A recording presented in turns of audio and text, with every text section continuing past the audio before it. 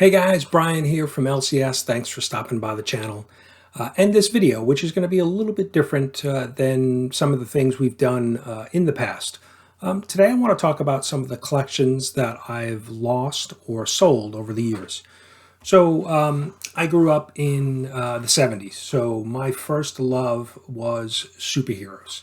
And during that time, Mego was the toy to have, right? And so I had a big collection of Mego action figures, superhero, Spider-Man, Batman, Hulk, a number of the villains. And I grew up on Adam West and Burt Ward, Batman and Robin. I used to watch that TV show, every afternoon. And I would, whatever villain was going to appear, I'd make sure I had my Mego villain with me, on Batman and Robin and the Batmobile, and sit and watch the show and kind of play along. So, Mego really was my first collection.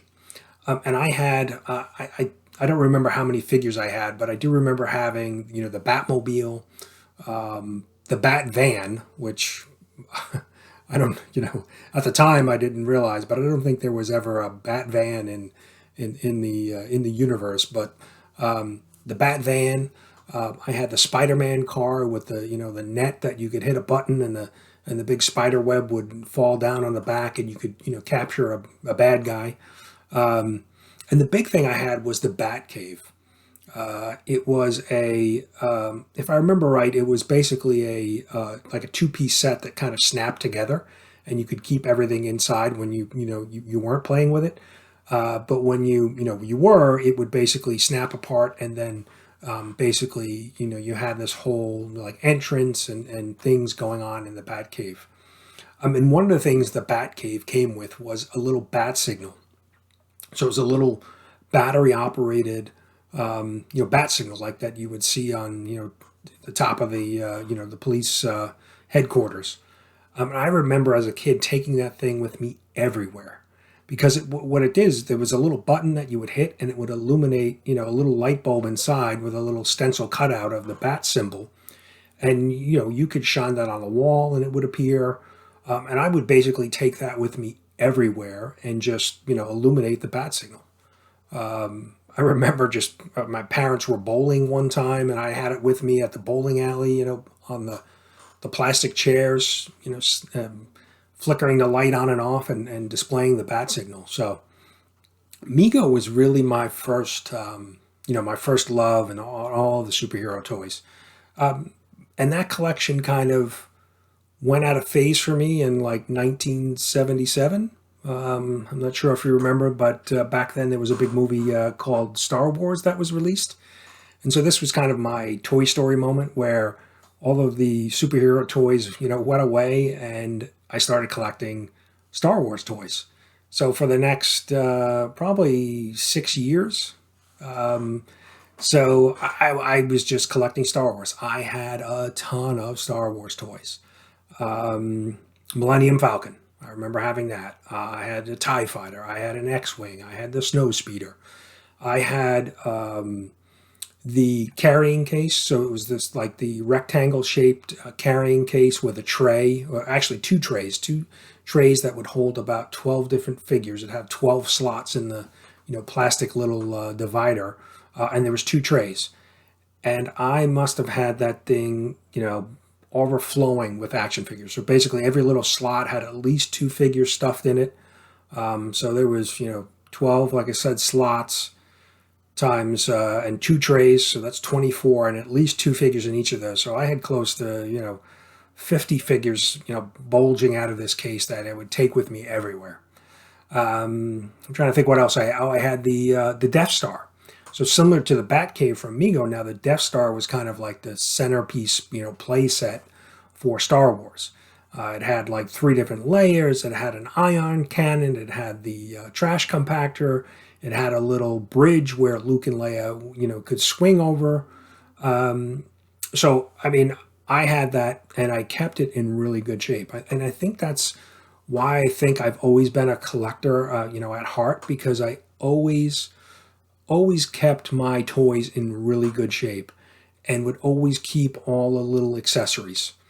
I remember having all the different parts for the Mego cars, the Spider car, the Bat van, all the different things.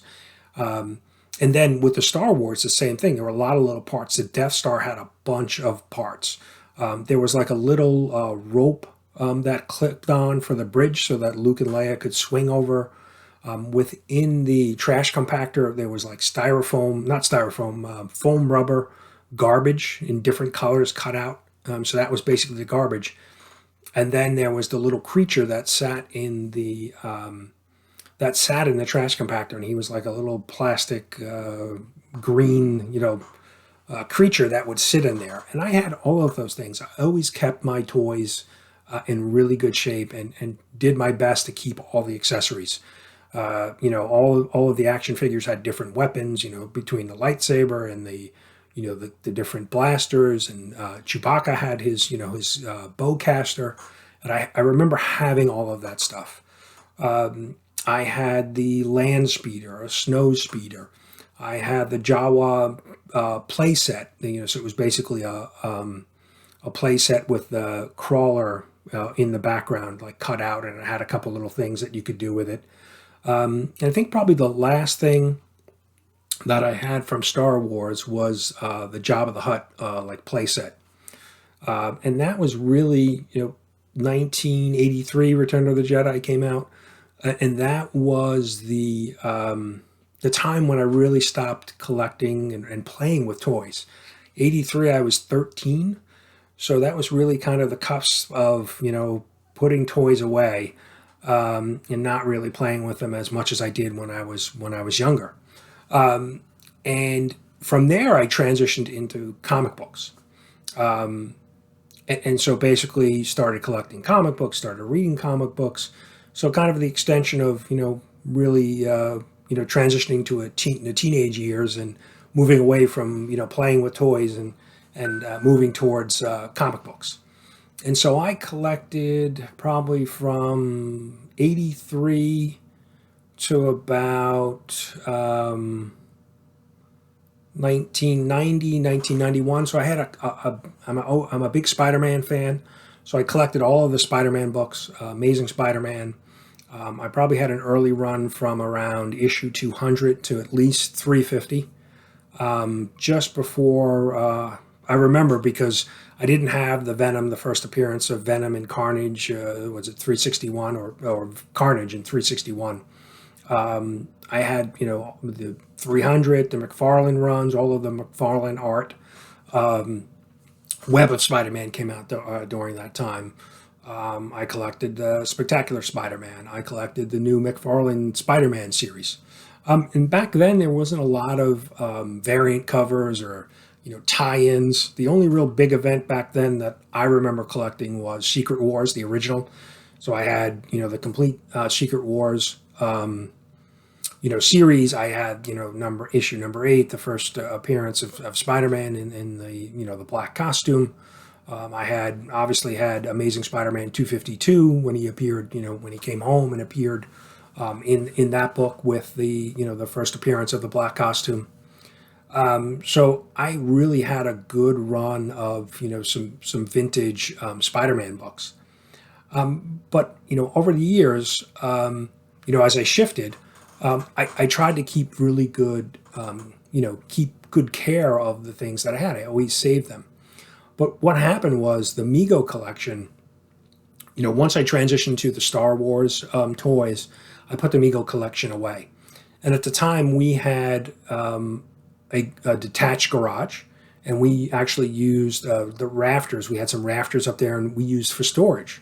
And that happened to be where I moved all of my Mego toys. I boxed them up. They were, packed well. But we basically put them up there to get them out of the house to free up some storage room, in the house. And unfortunately, we had a fire that started actually in the garage, and basically totaled the whole garage. Took the garage, down, to nothing. And we had a deck that basically connected the garage to the house, and the fire started to come across the deck and almost onto the house. But then, local firefighters were able to put it out.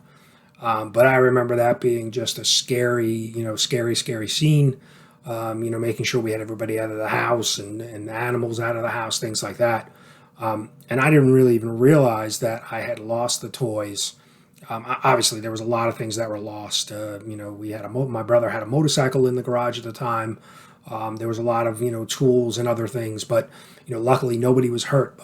But I didn't realize until much later, probably a couple years later, that my toys were stored in the Mego. All the Mego toys were stored in there and lost. So that was at the time. I was looking forward to keeping those. And I'd love to have them today, but it was just one of those things, random things that happened that nobody could prevent. So, and then the Star Wars toys, I kept those. And even as I transitioned into collecting comic books, I had all of the Star Wars toys, packed up, boxed, that type of thing, and kept them in really good shape. And I remember in probably my junior year of college, I was kind of scraping by with money and working some part-time jobs, but was really in need of some money. And a friend of mine was having a yard sale, and I put up all the stuff, for sale. So this is probably early '90s. Put all the stuff up for sale, and somebody came by, a young guy came by, young father actually came by, and he was like, "Oh, I just started to get my kids interested in Star Wars. We've been watching them at home. What would you take for the entire lot?" So I had all of the things: the Millennium Falcon, the carrying case full of action figures, the whole lot. And I think I ended up taking like maybe $120, 150 at most, for the entire lot. Death Star figures, Millennium Falcon, speeder bike, land speeder, TIE fighter, X-wing, the whole deal. And that was it. $120 in my pocket, and not having to lug this stuff around, seemed like a great deal at the time. But again, that was probably a decision I wish I would have made, or would have kept that those toys, because later on, as I got married and had a family of my own, all three of my kids love Star Wars, big Star Wars fans. They've watched all the movies. They know everything about the universe, whether it's canon or not. I mean, they know everything, and it really would have been great to be able to have those toys to be able to share with them. But unfortunately, a young kid needed some money, and hey, I got rid of them at the time. And I do recall, I remember one of the things I always wanted as a kid with my Star Wars collection was the AT-AT, the Imperial Walker. And I forget how much it cost, back in the day. The Kenner was probably 40, $50. And I just never had it, never had the money to buy it. And that was one of the things I always wish I would have had in that collection. And it seemed like I had a lot of toys over the years, but my parents were pretty pretty good with me. Like if I got money for the holidays or for my birthday, they would kind of have me trade my money for the toys. So they were trying to teach me a lesson with that I couldn't just have every toy that I wanted. So if I got $10 in birthday money, they would buy me two Mego figures and say, "Hey, look, if you give me the $10, you can have these two figures." And so, I was certainly contributing, my share of holiday and birthday money towards, all of these toys. But then when I started collecting comic books, I really started to spend my own, my allowance or any money that I would make as a, young teenager. And back in the day, mid '80s, you could buy comic books still at your local convenience store. There was a 7-Eleven that I used to be able to walk to, not that far from my house, and I would go up and, right on the newsstand, pick up comic books. So a lot of the comic books that I had within that collection were newsstand editions. And I really was not in looking at, the condition of the comic. As long as the cover wasn't damaged and the book wasn't really beat up, I'd pick that book up, read it, and then, bag and board it and store it. That I was always considerate of all of the different toys that I had, and even comic books. I would always make sure that I would store them properly, because I think in the back of my head I thought that they would be worth money, that I could resell them in the future. So I always kind of took good care of any of the things, whether it was the Mego, Star Wars, or the comic books. And so, like I said, I collected probably from 83 to around 1990, 1991. And that was kind of my college years. And then I really got out of comic collecting until just a couple of years ago. And, other priorities were in the way. I had, I was in college and then, hanging out with friends and work. I started working. And then, met my wife and, we got married and started a family. And then, it was all about the kids. And so comic books was really just a low priority for me at that time.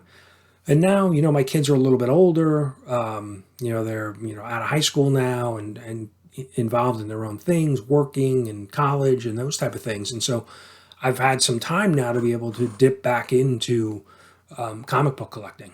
And so that's, what I've done. But, so like I said, lost the Mego figures in the fire, sold the Star Wars toys at a yard sale.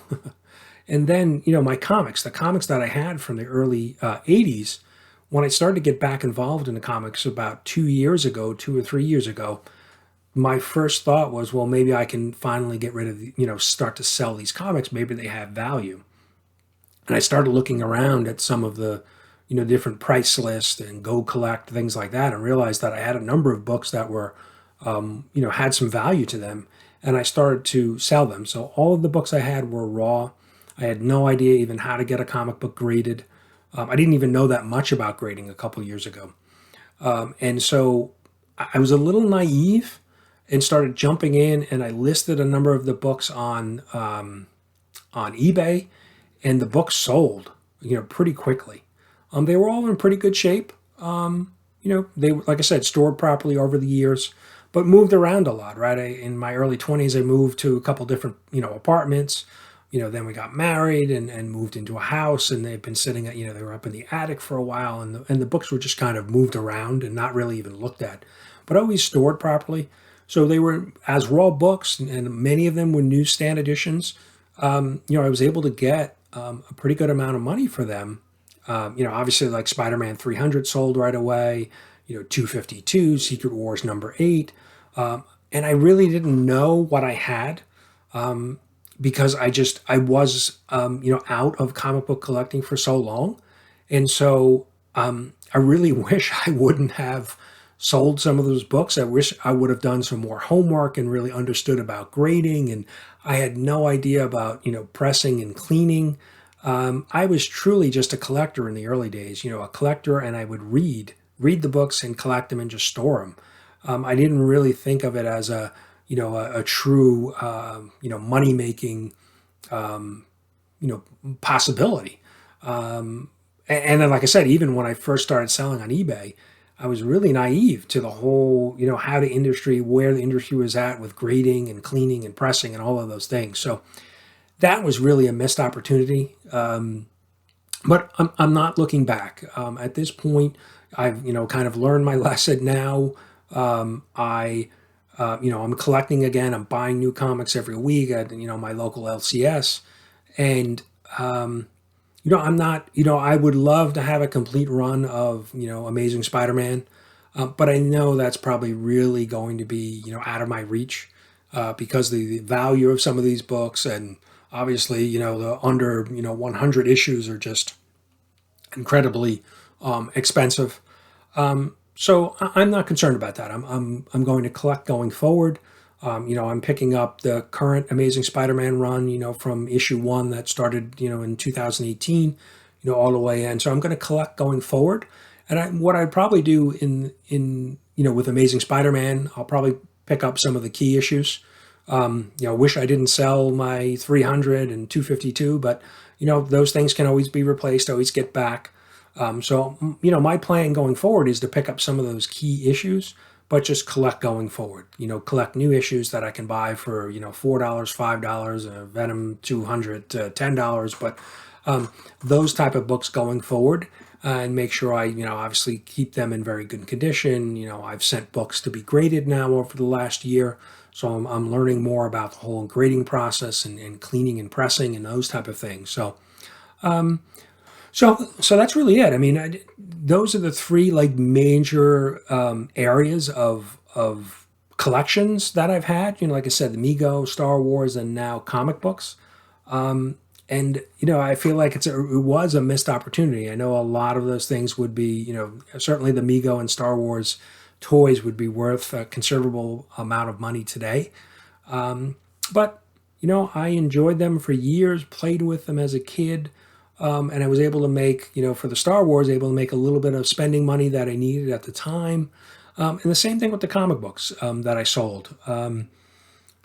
Could I, if I would have, do it over, I'd probably do it differently, but it's no big deal, right? They can be replaced, and I can't see, having a full run of, Amazing Spider-Man 1 to, 800, sitting in a box. I mean, I'd love to have those, but I'm not, I don't feel like I'm obligated to go back and try to reclaim all of those books and get them in a collection. It's just, I just understand, look, there are other things, bigger things in life.